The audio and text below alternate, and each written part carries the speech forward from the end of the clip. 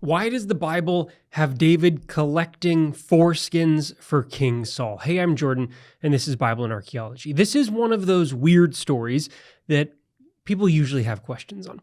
Why in the world is King Saul asking David to go out and gather up 100 foreskins? Is this just a weird Bible story, or is there something in the archaeological record that underlies this that we should be reading when we read this? And the short answer is yes to both. It is a weird Bible story, but there is also an archaeological backstory that we need to have in mind when we read this. So this story comes to us from the book of 1 Samuel. If we jump to 1 Samuel 18:25, we see, "Then Saul said, 'Thus shall you say to David, the king desires no marriage present except 100 foreskins of the Philistines, that he may be avenged on the king's enemies.' Now Saul planned to make David fall by the hand of the Philistines." So this is a part of Saul's grand plan to get rid of David, right? Except in verse 27, we're told that David succeeds. He rises, he goes out along with his men, and killed 100 of the Philistines. David brought back their foreskins, which were given in full number to the king, that he might become the king's son-in-law. Saul gave him his daughter Michal as a wife. Now, if you know this story, you might be saying, wait a minute, I thought that David brought back 200 foreskins. Saul asks for 100, David brings back 200.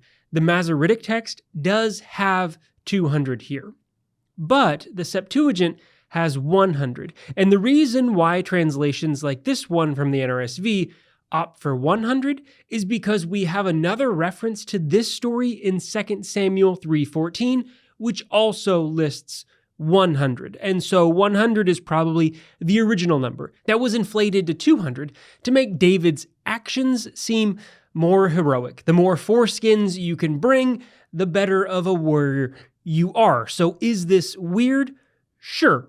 Yes, collecting 100 foreskins is weird, but this practice is in line with the broader practices of trophy collection that we see in the region. When we are looking at ancient warfare, the collection of body parts is not uncommon. And if we turn to Egypt, we find a number of helpful visual examples of this. We can find all kinds of depictions of the smiting of enemies, but within these, we also find specific examples showing the collection of penises and the presentation of these to pharaohs after battles. Wall reliefs at the Medinet Habu temple dating to the 12th century BCE show piles of enemy hands and penises being laid at the feet of Ramses III after the Battle of Kesef Tamu. In the Autharbis stele, dating to the 13th century BCE, Pharaoh Merneptah records that the uncircumcised penises from the Libyans were carried off to the place where the king was. Another example comes to us from the Narmer palette, which dates to the reign of King Narmer somewhere in the 3200 to 3000 BCE range, which shows the decapitated heads of enemies with their penises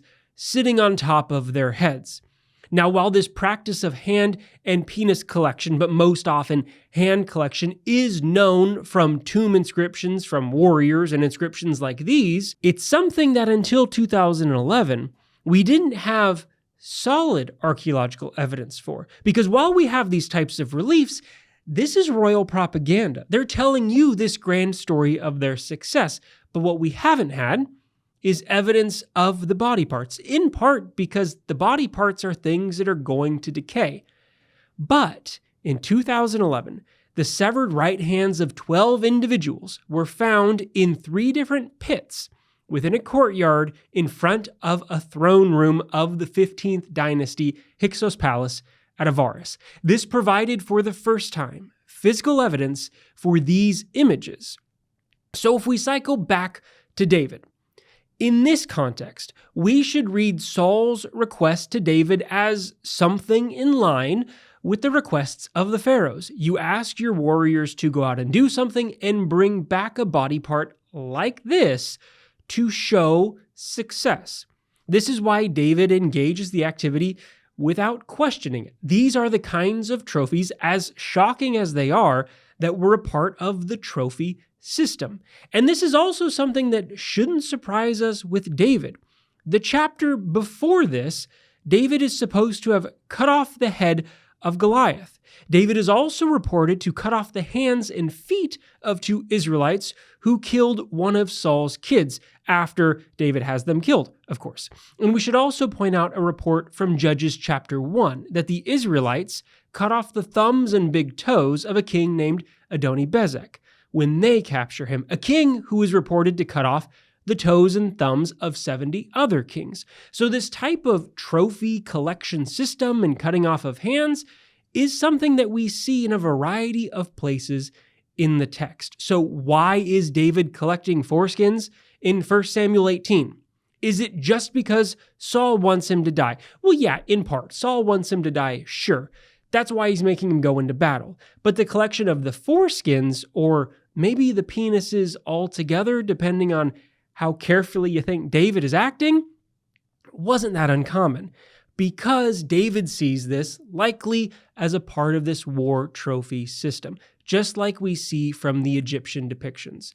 Now, just because we have Egyptian depictions showing this happening can't tell us anything about how common this is, or the details behind it, right? The why, the how, and the numbers presented are always something that should be questioned, because this is the grand story that these royals want to tell. In the same way that we see a difference in number between 100 and 200 foreskins being connected to King David. So yeah, weird story, but there is an archaeological record that underlies some of what we're having come through in this story. Does this mean that King David really went out and did this? No, but it does give us an understanding for why Saul asks David.